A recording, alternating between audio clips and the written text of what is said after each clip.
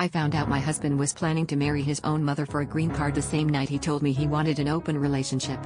We've been fighting for months, about money, about how he'd started obsessively learning Spanish, about the way he kept texting someone named Mama late at night.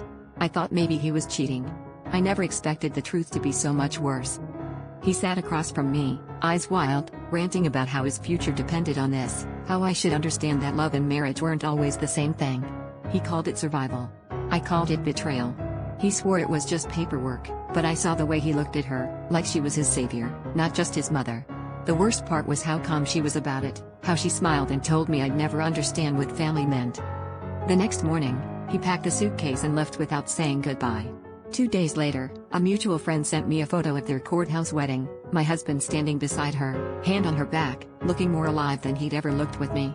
I smashed a glass, screamed into a pillow, wondered if I'd ever trust anyone again. What does it even mean when your husband chooses his mother over you, and not in some Freudian way, but in a legal, binding, public way? Weeks passed before I realized the real betrayal wasn't just the sham marriage. It was that I'd spent years convincing myself I was the one he needed, the one keeping him afloat, when all along he was willing to rewrite every rule to save himself.